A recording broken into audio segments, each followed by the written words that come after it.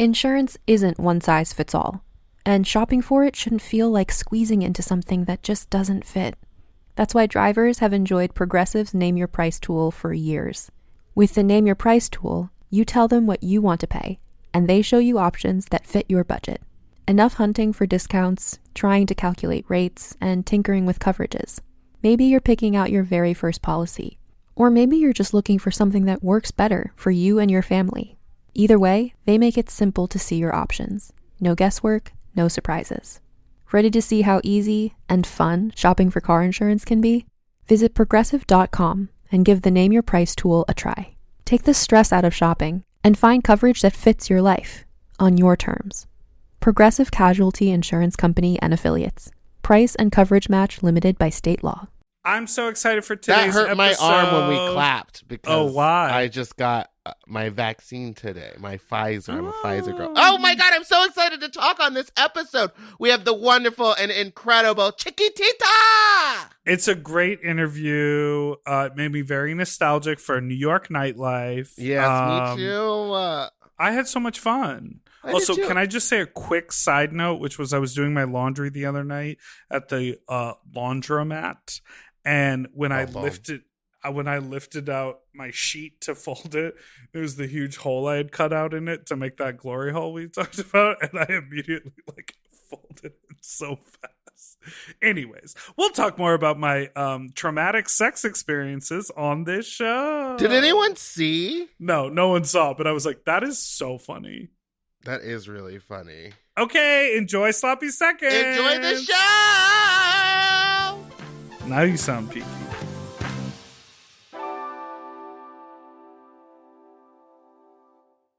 Forever. Dog. When your first choice is a big old bus, You turn around and boom, you end up with a sloppy seconds. Oh, diva.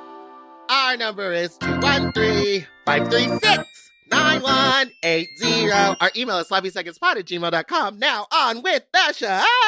Are you ready for some sloppy seconds, you stupid little fucks, you nasty little fucks, you dirty little fucks, you stupid little fucks? I'm Big Dipper and that's Meatball. Welcome back to Sloppy Seconds with Big Dipper and Meatball.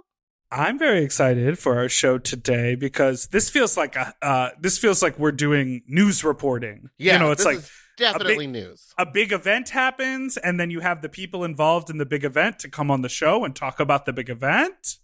So we are very excited to have with us performance artist, visual artist, cultural icon, drag star, Brooklyn Zone, Model, model, actress, performer, model. She's been on billboards, honey. Welcome, Miss Chiquitita.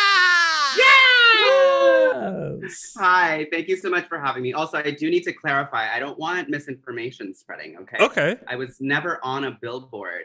I was on those sticky tape, Oh, the ones that are- posters. that when they say post no bills, I'm the bill they post. Yeah. Yeah. So, and I have a new studio, an art space in Dumbo, and right next to it is my face or my poster, but my face is actually gone. It's just cock. Someone drew a cock on me, and I was like, well, I don't know. Is it transphobia? I don't think so. I think it's kind of they're really we know her tea. Oh my God. Thank you for being here. Thank We're you so happy much to for have coming. you. Thank you for having me. It's been a long time coming. Oh yes, we love that. It's so nice to put emotions to when you guys are when I can hear you guys on my phone. It's nice to see that you guys have faces and such beautiful faces at that. Oh, thank you so much. That coming from you, the diva. Right. I feel like one of the most relatable memes of the last, I don't know, decade is that meme of she's I feel like she's a teenager and she's eating something and laughing next to a billboard or an advertisement of three friends laughing. Have you ever seen this? Yeah. And it the says salad me lady's laughing. Me when I listen to a podcast. The idea of you're alone but you feel like you're with your friends. I talk back to podcasts in the car. Me too. I feel like people I have never met in my life are my friends because I listen to them. Yeah, I don't necessarily feel that emotion that I have friends. Cool. I don't consider you guys. Just kidding. No, it's so fun. Honestly, like the first time I met Meatball was like a couple years ago in Brooklyn, and I feel like we just clicked sort of. Yeah. I don't know how, but was it a $3 bill or was it at Metropolitan? I think it was at Rosemont. Oh, of course it was at the Rosemont. I think you were working Crystal Mesh's party. Yes. And the house was packed, mama. And honestly, I don't know. It's so weird. Like whenever people, even like the intro, you know, you guys are like, oh, like cultural icon, all these things. I'm like, I'm literally a child. Like, well, you are. Well, that's how I feel being an old person. I'm like, this is a child, but yes, go off. Didn't you? I mean, I don't want to spill your tea. We could take it out, but like, weren't you out clubbing and performing? Yeah, you don't have to take it out. No, okay. It's totally true. Before you were 21? Isn't that everyone in that's sort of it in New York? Yeah, I mean, I don't know. I mean, when I was going out, I feel like I was the only one that was 17, and then Aquaria was like 19, and so I was like, you know, we're kind of the same. She didn't see it that way, but I did. She was nice though. She was nice. She was just like with the cool kids, and you know, when you're young, you're like, I don't really know how to interact with people yet, like, and that's like where I learned all that. Right. Yeah. Is the Rosemont the place that you have to be really quiet at a certain time? Like, weren't you screaming Meatball for the DJ to turn it up? Yeah, I was screaming to turn the music up there. But they're not allowed to? Later. Yes, so much crazy shit has happened there. Wait, didn't someone throw stuff at you from up on top of it? Like almost hit you with a beer? Oh. Not me. Not me, baby. The wrong one. No, I wasn't working that night. I don't usually work weekends, and I think it was a Friday. I fucking hate working the weekends in Brooklyn. I mean, I like going out, but I don't like working it. I'm like, I want to get drunk. Right. You know, have a call time. So one night, I don't know, I guess the neighbors upstairs were just like really upset that all these fags were making all this noise. And he, I guess, had been collecting like weeks of urine. And then he just like dumped it out and it landed on like a couple of people. So iconic, I know. Is that person moved in above a bar and expected them to be quiet? That's the thing. It's like, you don't move in there then. That's the thing though, is that space wasn't always a gay bar. It used to be a jazz club. Oh. Right. It's like cute in that, but it's ding ding ding. Are you doing piano? Yeah. I'm like, it's like. Can you see the piano? Yeah. I don't actually. Oh, you really are Lady Gaga. That's you, girl. I don't actually play the piano. That's my partner. Oh, okay. It's sweet though. He's always just like playing Bach and stuff. Tickling the eyebrows. Oh, very jealous of that feeling. That's so wild. No, it's nice to listen to also when you're having like a bad day and you just hear his little fingers, you know, it's so sweet. I love that. So we teased it a little, but for those of you living under a rock, this, I guess when this comes out, it'll be like 2 weekends ago, was the Drag Queen of the Year a digital competition. You were one of 8 competitors and you placed in the top 3. It was a tie for the top 3 or 4. And you won the category of presentation. Which, mama, you didn't just win it. You slayed that category. You slaughtered the category. You slaughtered them, honey. Thank you. I appreciate that. Did you find that experience introduced you to a wider audience? Has that been the experience, like digitally, in the last couple weeks? Yes. I have this like this voice in my head that's like, the reason you're not in with the cool kids is because nobody likes you. The reason you don't have that many stands online is because nobody likes you. And I'm like, the other side of me is like, girl, who gives a fuck? Which is the louder voice. She always wins, but that's good. Yeah. I guess this weekend, people, I guess, noticed that I had something to offer that wasn't just 2-dimensional. in terms of like, social media. It's just like, and I don't know. I feel like I was drawn to you because of your social media, because of your Instagram stories and like being like a New York City like queen that was performing and like kind of changing the label of what it means to be a drag queen, because you are trans. No, I'm not.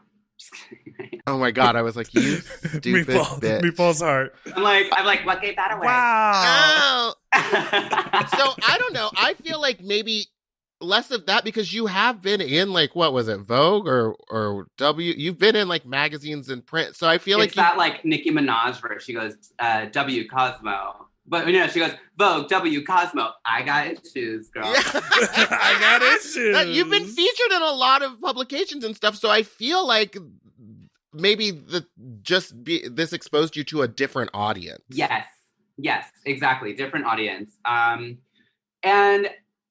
it is bittersweet because to be at that place where like, I was looking up at literally, this is why I shouldn't smoke. Oh my God. I'm so stoned. Love it. That's good, that's bitch. what I'm gonna be there in a minute. That's what's happening. Yeah. Me trying to like make a sentence. But like seeing kids follow me that were my age when I was looking up to drag and drag queens for the first time, it's like, oh, cool. Like I am that drag queen to a lot of kids right now. Maybe just 1 or 2 or 3, but like it's amazing. Like that people are like, hey, this is how you impacted my life. And I'm like, that's insane, because you're probably just like a couple of years younger than me. Yeah, that's definitely touching. I mean, I don't know if you saw me, but I just like deleted my Twitter. I was just like, I can't deal with it. It's so like, it's too really much. Okay. What's too much about it? Too Out much? of curiosity. I like the positive to me is like on Instagram, which is like everyone being like, this is why we like you, whatever. And then the negative always is on Twitter, I feel, for me. And I guess that's where like a lot of that like inner voice thing was for me, where it's like nobody actually likes you, because I feel like a lot of people on Twitter are like super like, I'm right, you're wrong, I'm good, and you're bad, and this is why. And I'm like, you don't get to dictate my life at all. Like you have absolutely zero power to do that. And right. I feel like by being active on Twitter, I am giving them that power to talk to me like that. And talk to me like they know me and like we're on the same level. And I'm like, we're not. Right. Well, and I also think that Twitter is more of just a general, more negative space, because people can just put out whatever opinion they want. They can say that you're weaponizing a BFA. Well, you can say whatever you need to say. But that was the day of the pageant. I was like, how fucking dare you, How dare you try to steal this like, from me? I'm like, first of all, Ty, we are friends, and you decided to take this day and it matters into your hands. And I'm like, no, this is my moment, I was so upset. I was so upset at her. I messaged her and I told her, I was like, that was insane. But, it was a lot. I feel like Twitter is really that space where someone goes on Twitter and goes like, truly not like they literally write in their tweet, not trying to be offensive, just curious, and then they like pose and they write a the question. Most offensive thing. But even if they are being innocent, everyone is like, "Fuck you! Why did you even ask that? You can't even be curious. You should have done the work. You should have already known." And it's like you're damned if you do, if you're damned if you don't. Like I remember trying to like write a joke on Twitter and then immediately getting dragged for like my grammar, and I'm like, how so bad you was just, the joke? I mean, Probably pretty bad. Look at you're talking pretty to. bad. It's just loud. There's no jokes coming out of me. It's just screaming. Yeah. I mean, we wanted to talk to you about your prep for Drag Queen of the Year. Like what all it took to get ready. Because we haven't talked to anybody, and I haven't really talked to like anybody about how long you had to prepare or what you had to do. So why don't you tell us about that? So Alaska gave us 1 day. Wow. Shady bitch. Shady shade.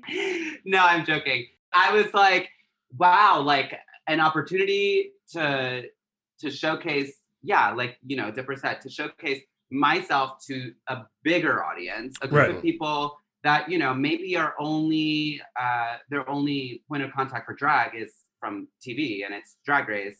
Yeah. And you know, we had 8 contestants, none of them Rue girls, none of them any of that, just regular old, like, you know, city, like, this is where I work, this is who I am, this is why I'm great. And everyone really did have, like, everyone was so different. Totally. Yes, so different. I really, really appreciated that. Yeah, like someone like Maureen was, oh my God, amazing. So funny. I was watching Maureen's performance and I was like, you are everything. Shout out Maureen for killing it. It was so the Jesus in the toilet really got me out. Yeah, it's like the severed head. Yeah, it was just his head in the toilet and then the flush at the end. Mama, but I live for that digital green screen stuff. Like, that is like my idyllic type of drag. Yes. I was obsessed because we're not from the same city. Like, I would have probably never seen Maureen perform. So in that sense, I was like, thank God, thank you for this pageant. But so she reached out to me in January, I think, like mid-January. Mm-hmm. And then we got the theme and all the deets, and then we got the date. So I guess I had about a month and a half. Okay. Nice. I had a great amount of time. But as, you know, drag queens do, I procrastinated. Well, you need about a week to come up with some ideas, and then you need another week to ruminate on them. Yeah. And then you need Mm-hmm. And that's why I was like, you know, don't be too hard on yourself. Also, I was like waiting to get the studio space, which I wasn't going to get till the 1st of February. So I was like, that's where I'm going to be making this giant dress. Like, I can't really go further than like work on a wig for now. Yeah. Yeah, I'm like, there's nothing else that I'm doing. So yeah, I spent a while, about a week and a half, sketching and making sure that I had everything right. You know, I knew that I wanted to do the iconic, like, Mugler, like, ass, like, breast, you know, moment. A little butt cleavage. Exactly. Stand-up butt cleavage. Oh my God, that sounds like a drag. Oh my God, wait, that should be, Stanley's dead. I was gonna say that should be Stanley's drag name. Not Stanley's dead. Not Stanley's dead, not you forgetting. That weed must be good. So I did see on your Twitter pre getting rid of it that it took you forever to get the zebra print fabric, or you were like having to hustle. How did you guys construct that? It was just you and Serena T. A lot of cock for that. Hey, that's how I get my job done too. No, so yeah, I spent about like a week and a half getting all of my fabric, and in this week and a half, I live in New York. I am a couple of stops away from the garment district. I went into every store. I talked to every manager. I was like, you're going to get me zebra. How are we going to do that? Because tomorrow, like, I need 100 yards. Everyone's always like, 100 yards? Like, what are you working on? 100 yards? I wanted 100 yards.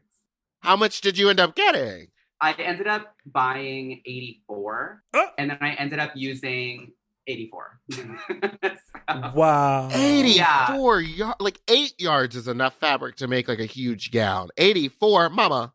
I know. I did like the faux math. I like dropped out of high school, so I don't really know a lot about numbers. But I was like, so if 1 + 1 is 2, then that must mean that 84 equals 84. Okay, so and if you're listening to this and you don't know what we're talking about, you should go over to Chiquitita's Instagram, which is Chiquitetas, which is ChiquuiTettas, and there's like tons of footage of this amazing zebra floating gown, which is incredible. I screamed at the TV when it happened. Thank you. Blew a little kiss, and she went for a little flight. Well, I kind of wanted to do I wanted everyone to be like, that's it? That's all you're going to wear? You're going to give us a little, what? Corset? Like, we've seen it. Mama next. And then I'm like, no, you next, baby. Like, yes. You're like, let me step into this gown really quick. Oh, so good. Thank you. That was actually the second take that we did of it, because we did a first take, but Serena was recording and she didn't realize that every time that she pressed the record button, she was actually turning it off. Serena! So we have all of this footage of her just scurrying around like Blair Witch Project. No! But you know what? That's digital drag, baby. That is digital drag. Because I've done that numerous times where the camera, I look back at the footage and the camera's just rolling on me talking about what I'm going to do. And then like I sit down and nothing. It's gone. Oh my God. She's literally like, all right, girl. Okay. 3, 2, 1. And then Black. it turns off. Oh, good. It's so good. Meanwhile, I like had the person that was rigging, I had them booked for like an hour. So I was like, Mama, she's running out of time. Like it was literally like 5:55. I was like, they need to wrap up. Like, and then we had to get back in the dress because Serena was looking back. Actually, I was like, can I see the footage? Good. Smart. Yeah, I was like, can I see that? Because I'm super like, I need to make sure it's good. And she's like, yeah, totally. So we're going through the camera and then we're seeing all these videos and I'm like, so where's the dress? And she's like, girl, I must have thought that like we were recording when we weren't. And I was like, you know what? That's sabotage. The call was coming from inside the house. literally, she was like, this bitch, I don't want this bitch to win this game. So we're gonna take a quick break, but when we come back, we want to talk about your talent performance part of the pageant. So we will be right back.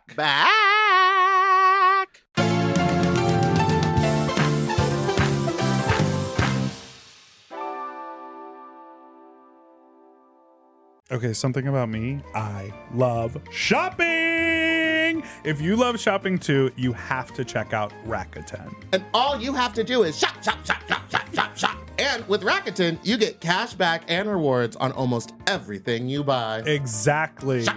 Homeware, daily essentials, jeans. We're talking eBay, CVS, and even Levi's. Ooh, so I can buy a vintage couch, tons of paper towels, and grab a new pair of jeans and still get cash back. And that's not all. You can even stack those rewards on top of sales and coupons. But Big Dipper, how does this magic work? Well, I'll tell you.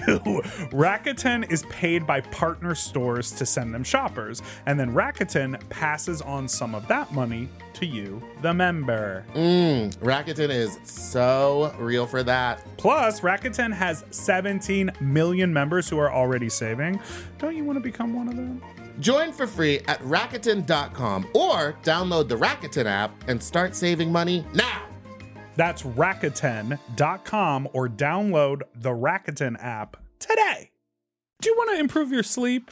Well, listen up and get a Helix. Whether you sleep on your side, your back, your stomach, Helix makes premium mattresses that are designed to fit your specific sleep style. You know, now that it's spring, why not upgrade your sleep game and get a Helix mattress? And you know what? What? I can guarantee you that they have a mattress for you with over 20 different styles and models for you to sleep on.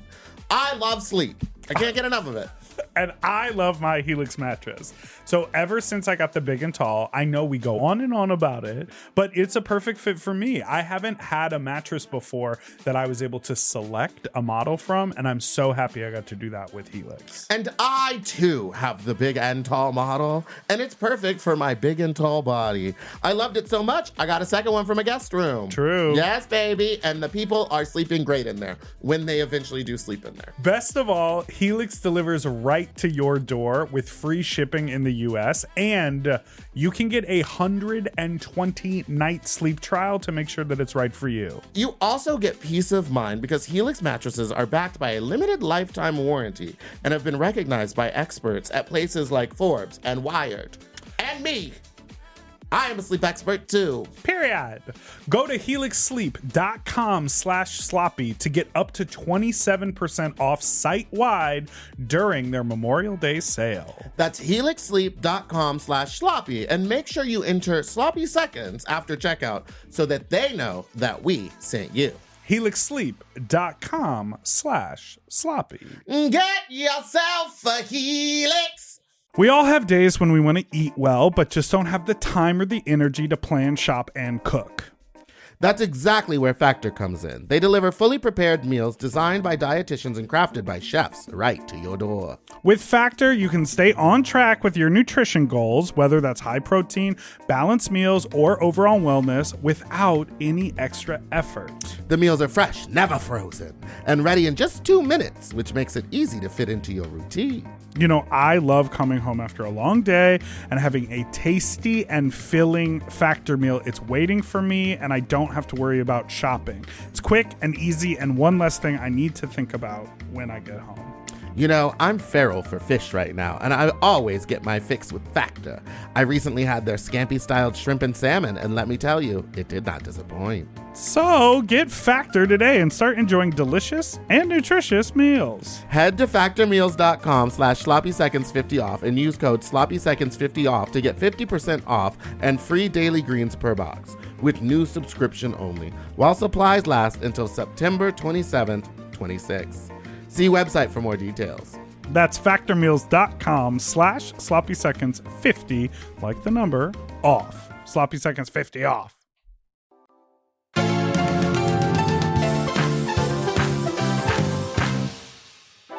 Okay, we are back, And we're back with she is Chiquitita. shaking them Chiquitita. Mhm. Can I? Honestly, What? What? what's Wait. my secret? No, what I were you think I going to know say? what it might be. I eat a lot of dairy. That's Oh, Mm. same. yeah. I love Ben and Jerry's fudge brownie chocolate, whatever it's called. Sorry, I was like staring at my guinea pigs, and I'm like, oh my god, you're so cute. Not at your guinea pigs. Okay, so... Remember when you thought you killed one? Why? How? Okay. So I have a hamster named Pyotr, Uh-huh. and Pyotr is a Russian hamster. That's why we named him after Tchaikovsky. You know, Uh-huh. Huh. full circle. Yes. So I took Tchaikovsky. out Pyotr Tchaikovsky. Tchaikovsky. I took him out one day just to like be like, hey, like let's hang out, let's have a good time, let's play some, games. You got games on your phone? Because I do. And I'm putting him back in the cage, which was like literally on the floor, and he just like leaped, and it looked like he died. He just sort of like laid there, and I took one look, and I instantly like started crying. I ran and I closed the bathroom door, and I called Baby Love, who was actually on this podcast. Yeah. Mhm. And I was like, I just killed my hamster.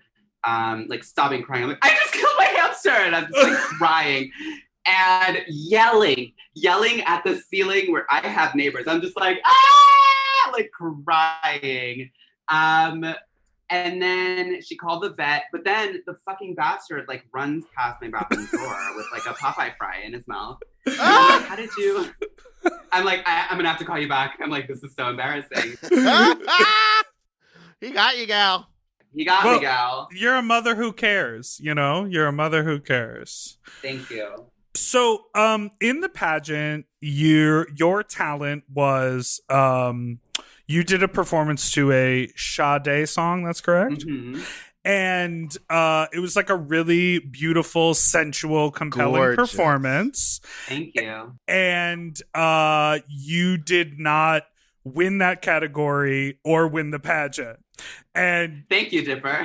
Damn, Dipper. Listen, I'm just You couldn't leading. go. You couldn't ask. Was that performance inspired by anything? No, I'm leading You had up to say to you that.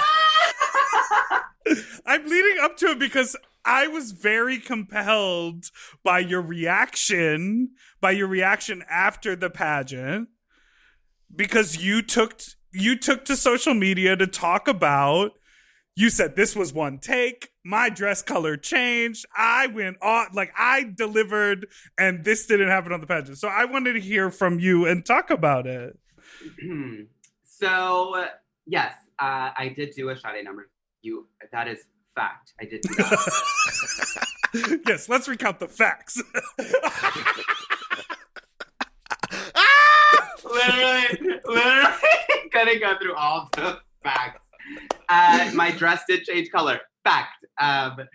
No. So, what was the question? What did you ask? You didn't even really ask a question, did you? Well, I wanted to basically give you an opportunity to restate all the things you said on Instagram here on the podcast. But really what I want to know is like, how the performance came to be. You're so passionate about the performance, and then how it felt when you felt you weren't recognized for its quality or amazingness. Yes, for the right. I delivered, and somebody was not there to pick up the package on the other side, girl. Eight people were not there to pick up the package on the other side. The judges. So what? Do we know? Yeah, I guess we'll never know the scores though. So we'll never know. Well, I also didn't know that the performance category was 20 points, which is very important to know. I thought every category was going to be judged the same amount. Equally weighted. Mm-hmm. And if I had known that the performance category was supposed to be that, like if it was 20 points, I would have done the dress in the fucking... I would have done the big dress in that category. And lip synced while flying. Or something, you know what I mean? Yeah. Bitch, I would have done like, what, you ever been to a drag show where the girls will pull out a broom and pretend that they're like a witch? Oh, you mean from the musical Wicked? Wicked? You know Wicked? I actually have never seen Wicked. What? No, I never have, girl. No. One day, we'll do that together. Well, I kind of want to bring up a tweet that I think Charlene tweeted, and I don't know it specifically. What is it?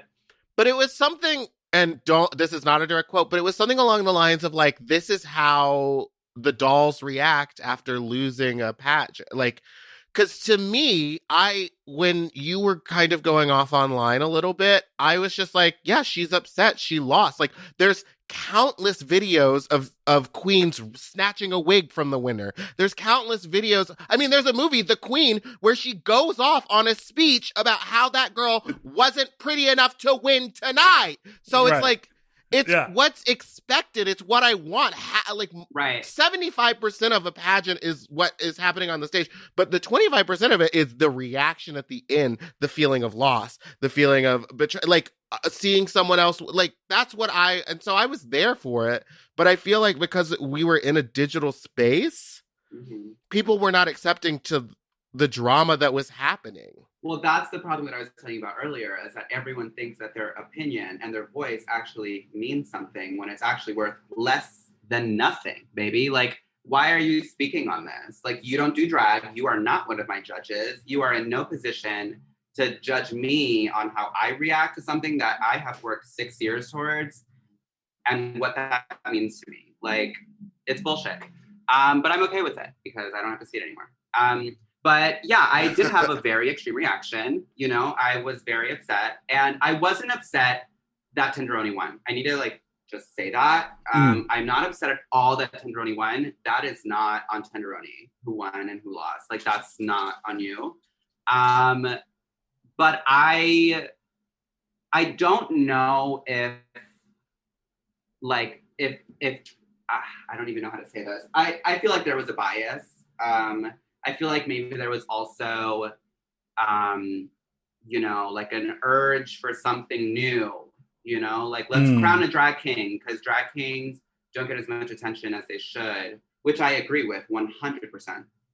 But I guess it's like, what are we being judged on in the pageant? Are we being judged for our performance? Or are we being judged on how well we can cut together 10 different videos? You know what I'm saying? Right. And that's where I was like, and that, again, that's no shade to Tenderoni. It was an amazing performance.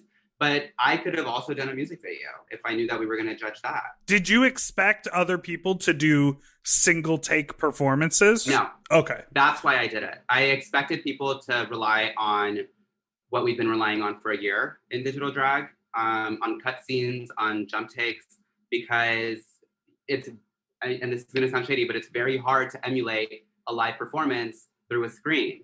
Yes. Right. And what I wanted to be my main, or people's main takeaway from my performance was that it was one take. Right. Yeah.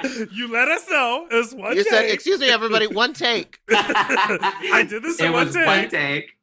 And you know what? And the fact, and this is the other thing. that color changing dress is something that I've done in the past, and it's like every time it happens, people are instantly like, "Holy shit! How the fuck did you do that?" Like, I need to know. And I feel like it being one take and only having one chance to do that color shift, how was that not put into, like, consideration or into like scoreboards of like, oh, that's actually great. You did an amazing performance, and in one take. You did a great. How many takes did you do in it? Let them know. Can I say something? And this is not meant to be like anything more than just. This is getting. What? I don't know. What are you gonna say? No, I'm just saying that I didn't realize that the dress had changed color until you talked about it on Instagram. I sort of thought it was just like wet or a filter. I didn't see, like, it just looked wet to me. And then once you said, "Oh, the dress changed color," I was like, "Oh, it changed like a whole to another color." Yeah, it wasn't just wet. I noticed it. Right. I noticed it that because was just, all of a sudden you were getting sprayed with water, and then I could see. Was it black or gray? I could see the dye dripping down the dress. So that's when I was like, oh, bitch, she's really serving. Thank you. That was my main concern, was I didn't want it to come off as, oh, you're wet. Obviously, your dress is going to be a little darker. Right. But in my performance, I dropped one of the scarf that I was wearing, and I left it on the stage intentionally because you can see when I get back on the stage, you see the really high contrast of fabric, of the same fabric. It's just like one is black and then this one is like this, cream. So I guess that all comes to like this next question I have, which is, how do you think the pageant would have been if it was in person with the same cast? I think I would have won. Yeah, that doesn't change. That doesn't change at all for me. I think, yeah. Do you think it's because it would be people would be performing in real time? Like, we would be watching a performance and that you can do better? Yes. I have spent the better part of, well, I guess not this last year because we haven't been performing, but before that, for 2 years, ever since I started doing drag, I never considered myself a drag queen until about 2 years ago or 3 years ago now. Because I would always say like, oh, I just do drag, because that word is, I hold it on such a pedestal to be a drag queen. I think it takes a lot of nerve. I think it takes a lot of like consciousness to know and to be able to emulate what it is that you are trying to project. To grab people by the balls and be like, this is what I'm going to make you feel right now. And you're going to feel it, like, whether you like it or not. And so it took me a long time to get there. And I knew when it finally happened, I could feel it. And it started with a performance that I did of Shirley Bassey called Yesterday When I Was Young, ironically enough, because I'm literally a teenager. But it's one of my favorite. You're like, literally yesterday when I was young. I was a teenager. Not back in the day, yesterday. Yesterday. This morning. Yes, this morning when I was young. But that was when I first realized, like, oh, I have it, girl. Like, I have it, and no one can take it from me anymore. Like, I got there. So that Sade number, I had done it for a Bushwick thing in Brooklyn a couple of months ago in the summer. And I was blessed enough by the drag gods to be hit with that golden hour, like right as I got on that, as it was my turn. And I was gold, girl, only for those 6 minutes. Whoever else went after me, they were... It was the dark. Washed out. It was nighttime, girl. I was ready to go to sleep because I put them bitches to rest. Wait, was this the video of you in the red dress? Yeah. Yes, I watched that. That was stunning. Rolling around on just like the ground. Oh, now that was a beautiful performance. Thank you. And that's why I wanted to redo the number. I was like, bitch, I could do it with this number. Like, yes. Yeah. Well, and that's something that I do really love about the pageant and the opportunity to sort of show on that level is that a lot of queens who go on TV or go on these other shows, there's a lot more interference from producers and writers and what's allowed. Were you watching it in real time as it was happening? Sort of. My friends, I had like a little watch party, and so they were watching, and I was in here like getting ready or just like, you know, hanging out. Right. And then sometimes, yeah, I did go out to see some performances and some Q&As. What I was saying, Meatball, was that what I appreciate about the pageant is that you get to see it sort of unfiltered, direct from the performer. That's your vision, and that's what you're presenting. It's not like you're going, hey, producers, I want to present this thing. How much of it can we get away with? What can you help me do? And how do we do it within the parameters? I mean, the parameters are there, but it's you get to be your full creative self. And that's what I appreciated about seeing that lineup, is we got to see everyone sort of go like, oh, my thing, Maureen's thing, is I'm going to write the song and have Jesus come up out of the toilet. You know what I mean? And Jake's going to... everyone had a thing. Yeah, exactly. Yeah. Well, cool. We're going to take another break and we'll be right back.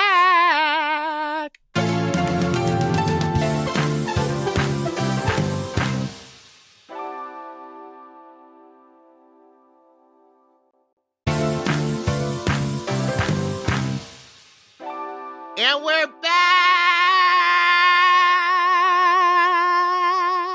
I want to ask you a question because I've never asked you before. Why did you change Have a penis. your name? Why do you have a dick? Why did you change your And name? why is it so big? Ah! I changed my name because, so for those of you that don't know, I used to go by Harajuku. Mm-hmm. And then I changed that over to Juku for about a year, or Juku for now. And in that transitional year, I was like, I need to find myself. Like, who am I? Like, what makes me? And blah, blah, blah. I picked the name when I was 16. Like, why? Or 15. Like, I want to stick with that fucking culturally insensitive name. Like, how stupid. Also, like, I'm not like kawaii. Like, that's not my thing. I'm hot, and like, you know, and I have like a fat ass. I'm hot with a fat ass, so I mean, Dipper gets it, and so Chiquitita. Ooh. Yeah. Also, I saw your Chiquitita shirt. Someone sent it to me after I came out with my merch, and I was like, wow. Honestly, you probably sold more. Well, I've been selling it for like 4 years or something like that. But I love 84 years. Yes, I love because I'm 84 years old. Yards. Listen, I need 84 yards of Chiquitita fabric. Chiquitita fabric, please. No, I love that. I think it's such a funny logo to flip. There was like, for whatever reason, Chiquita Banana 2 years ago did like a big ad campaign. I'm like, y'all don't really need to advertise. We all know you have good bananas. You're the only banana I know. They had these. We know this shit is bananas. Yeah. They had these huge. Wait, these what? What is that? Billboards. They had these huge billboards, these like vertical billboards, and they kept putting like big bananas like in different locations around Los Angeles. So I kept taking all these like Instagram videos of the billboard, and then I had my friend superimpose my logo onto it, but it was like a video, so it like I was pretending like it was a deep fake that I was promoting myself. Yeah. That's well, amazing. Now what Miss Chiquititas would have done is she would have climbed up to the top of there. She would have unfurled 84 yards of zebra fabric down and sit on it for a photo. 84 yards of bananas. Just I don't even know if we ever really talked about why I changed my name. Oh no, say it. Yes, we love to go on a tangent here. So I'm just trying to, I'm trying to make the show happen. So thank you. Not the hand shop. Not drag us. She's like, I've got appointments today. Okay, so where did you land? Yeah, it's not that compelling of a story. It's I did a Bushwig number with Charlene for Bushwig. I was there for this. And you were there for that. Yeah. Did you feel something? I did. I loved that. You like had diarrhea. You were like, I need to take a shit. Like probably the bad That's Coke. what I felt. Yeah. Or the bad K. Welcome to Brooklyn. So, what? Right. We did Chiquitita to ABBA, and it was cute. You know, it's like a great song. Like, it's such a great song, and that is such a defining moment from my, you know, like growth. I guess is Char being like, "Hey, look at this little ass whore over here. Isn't she beautiful?" And everyone's like, "Yeah." Like, and she's like, "Do you want to tip her?" They're like, "Yeah." So it's like, it was great. Yeah, it was beautiful because y'all were both in the Timberland boot. We were in Timberland and boots. jock straps and like white tank tops, and they were holding hands and skipping down like the runway, singing it together and just like jumping around. It was just like one of those moments where it was just so full of joy and everybody there could feel just like happiness. It was so beautiful. I was also on a lot of drugs. Yes. That's actually why you felt so happy about it. You were like, this is good. But I love that that's your question. Did you feel something? Because I think I don't think a lot of specifically drag queens, but even broader, just performers in general, I don't know that that's the go-to question. Did you feel something? And I love that. I love that that's at the forefront of your mind because you want someone to feel something when they see you. That's beautiful. That's what I aim for all the time. And I mean, it goes hand in hand with even like why I do or produce, you know, shows in Brooklyn. I'm like, I want people to come. I want them to feel something. I want them to, you know, feel like they, you know, this is their space to get away from work or whatever. You know what I mean? So yeah, I guess that is the most important thing for me, is making sure that people are feeling something. That's so nice. Well, even if it's horny, you know. Well, speaking of feeling a little bit horny, it's time to move on to our next segment. Fuck Talk. Now, are you an avid listener, or do you just like pop in every once in a while? Because I was an avid listener. And then the screaming started. And then, yes, I am an avid listener. I am. Wow, my, how the story changes just after a quick glitch in the Zoom. Well, this is the portion of the show where you could tell us a fun, interesting, or uncomfortable sex story that's happened to you. And I feel like maybe a lot has happened. Maybe you've had a few. Oh my God, so much. I used to be a whore when I was. Yeah, now you're not really a slut. No, not anymore. But I used to get paid for it when I was a teenager. So really, I used to fuck all. I have so many fucking stories of like old dudes, you know, cops. You know, just I'm trying to think what else. Did you ever work? There was a fake pilot. A fake pilot. A fake pilot. He told me he was a pilot. He wasn't a pilot. And I was really upset about it. I was like... Wait, how did you find out he didn't have any wings? Yeah, I was like, where are your wings? If you fly planes so much, where are your wings?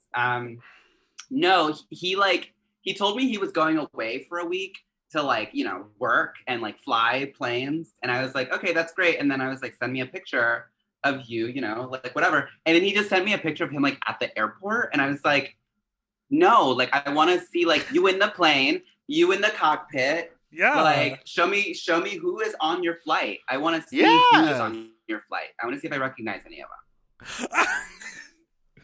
And he couldn't do that. So anyway, I had to drop him. Wait, that's so insane. Is it?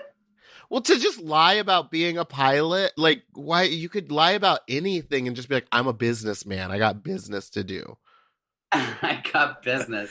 But I think when you're like cultivating an experience for yourself, you know, like you're sort of like creating a fantasy that isn't, you know, like you trying to be your real self and like meet someone on Tinder to date, but you're saying like, this is what I'm doing. You want to like, you know, sort of come up with the scene yourself. Right. Cockpit. Well, also though, like I was so noticeably like young. Right. The fact that these guys had sex with me, I still think about it a lot. No, not like in a sexy way, not in that way. But I think about like the rampant pedophilia in the queer community is an issue. Like, and it needs to be addressed. Like it's awful. May I ask, what were you presenting as at the time? I was giving very much boy. Okay. So they want a Not you little boy. saying boy like that. Like you're like I was young giving very much boy. boy. I was giving very much penis. I was giving very much attitude. Wait. Can I ask, like, did you feel in control and safe, or did it feel really like this was the only option, or did it feel like I'm just curious about your mindset. You wanted it. I wanted all of it. Like I was, strictly sexually attracted to older men. Mm-hmm. And, I knew that there was men that would fuck me. So, a lot of it was, like me just having sex with these guys.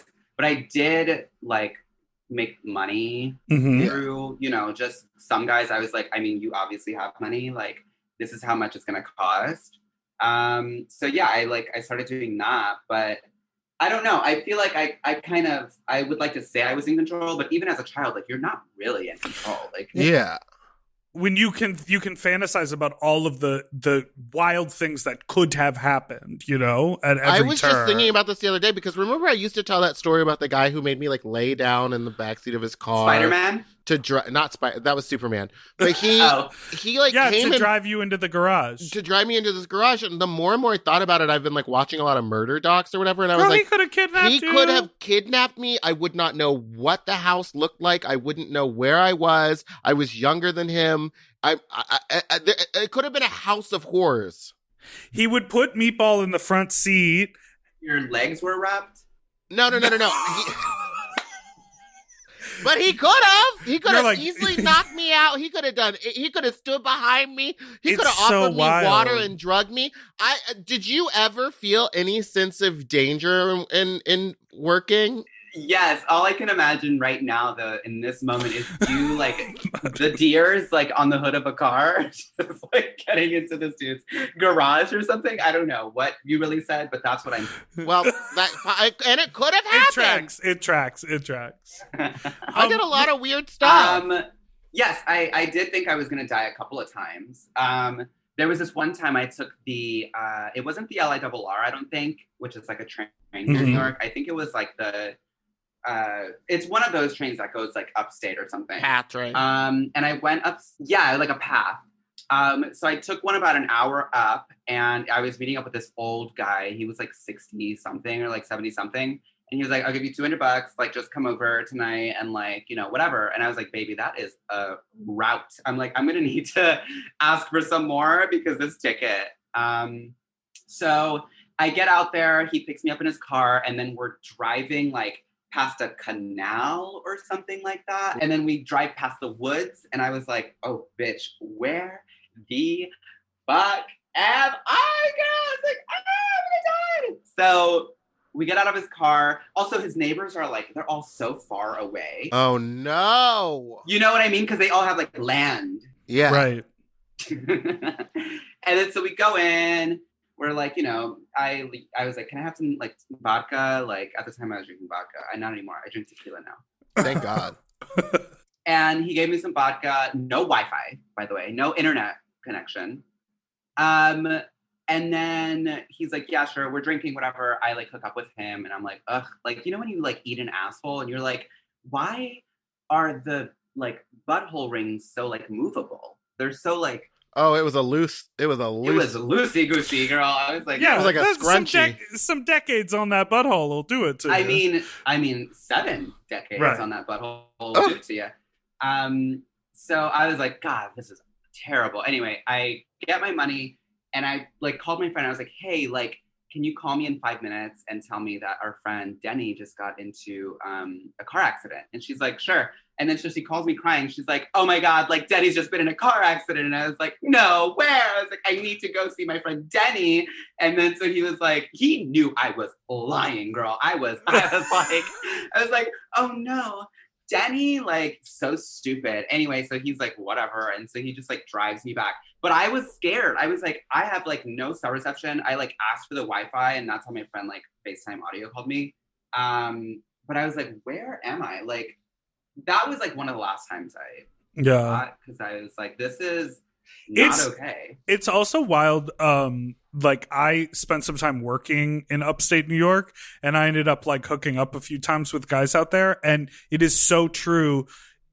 Someone will be 20 minutes away, but it's 20 minutes down a winding road deep into the woods, no lights, like, but that's just like country living. And they just happen to live out there, and like it becomes a little more like normalized out there. But like when you're used to literally hearing all of your neighbors, hearing the city traffic, hearing whatever, and then you go out there, you're like, this is the creepiest thing I've ever done in my life. It's so creepy, but it's also beautiful because you can look up at the stars. You know? Yeah, while they're digging your grave for you. Wow. You can just look up at the I'm beautiful stars. Not I should hit him up. No! You have a beautiful home. I'm really like, I'm a tranny now. I think we're going to have to like, bleep that. Block. Oh, sorry. Do you not say? Have you ever had sex in drag? I had my dick sucked, but then you can say tranny. No, because now here's what's going to happen. No, she can say whatever she wants. Are you kidding? We're not going to bleep her. We're not going to say. Who are we to censor a trans woman of color, Meatball? There you go, Dipper. You are just so beautiful with your little dimples. Well, oh my God, she's trying to get her some. Well, we are going to do the Dipper dating show soon enough. Ooh. And you do thrive on a digital platform. I don't know if I don't know if a lot of people want to date me. I don't know if that is my, claim What to kind fame. of champagne were you drinking during your interview portion? Babe. Oh, I bet it What was champagne were we drinking? Come in. Cristal. What champagne were we drinking on Sunday, March 7th? The brand. Yeah. Moet. Oh, so she's a winner. Oh, she's a Moet girl. I'm a loser, baby. Well, listen, we thank you so much for being on the show. It's so great to talk with you today. I barely got to say anything. What are you talking about? Did you have an agenda? What else do you want to say? Is there anything else you want to cover? I'm like, I bring out the scroll. No, I didn't want to cover anything. I'm just stoned, and I just like talking to people. Well, we like talking to you. Aw. So tell the people where they can follow you if you have anything fun coming up. Yeah, so fun coming up. I was in the New York Times today. Okay. Oh, yes. So fun coming up. I think I'm going to start doing shows in New York again. I'll see how I feel about that now that I'm vaccinated. But you can find me on Instagram at Chiquititas, and that's kind of it, actually. Nice. I love that. And we stand a vaccinated queen. Yeah, I love that for you. I'm very jealous. I don't think I'm going to get the second dose. Who needs it? Stop. Every unless it's the Johnson & Johnson. Meatball's like, wait. Okay, amazing. So everyone, thanks so much for listening to Sloppy Seconds. You can follow us on Instagram at SloppyPod. Send us an email at sloppysecondspod@gmail.com or call in with your fuck talk story. Meatball, do you want to sing it? 213-536-9180. You can follow us on Instagram at Big Dipper Jelly and Spiciest Meatball, or at Fat Drag Meatball on Twitter. And don't forget to subscribe so you don't ever miss an episode, which will come out every Tuesday and Friday. Okay, bye, Chicky. Bye, Chicky. Bye. Oh, you guys are so good at this. Doodle-doo-doo, forever dog. To listen to Sloppy Seconds ad-free and one day early, sign up for Forever Dog Plus at foreverdogpodcast.com/plus. Sloppy Seconds is produced by Forever Dog and Moguls of Media, a.k.a. Mom. Hosted by Big Dipper and Meatball. Music, editing, and sound design by William Pitt. Executive produced by Willem Belli, Alaska Thunderfuck, Joe Cilio, Brett Boehm, and Alex Ramsey. Our artwork was drawn by Christian Cimarroni. And our theme song was written by Mike Malarkey.